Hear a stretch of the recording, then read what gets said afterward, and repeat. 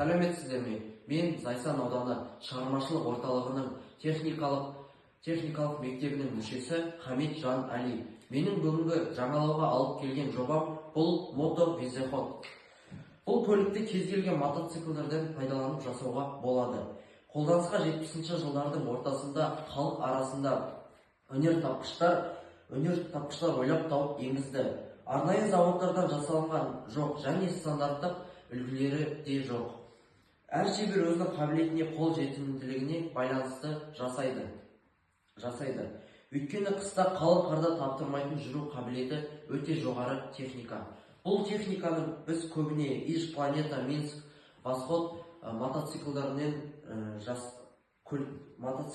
көліктерінен құрастырылады. Ал Урал, Днепр, шана сүйретуге арналған мотоциклдер. Бұл мотоциклдің ең басты құрал жабдықтары орындық, бак, руль, мотобак, орындық, руль, басқару тетіктерінен жасалынған. Бұл мотоцикл қозғалысқа түсу үшін біз 27 герцк плата алдық және ойыншық машиналардың редукторлары қолданылған. Бұл машина осы пульт арқылы басқарылады.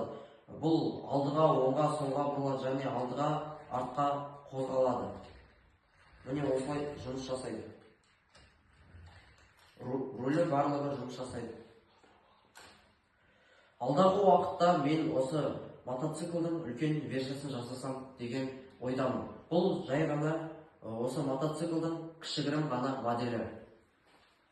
Назарларыңызға рахмет.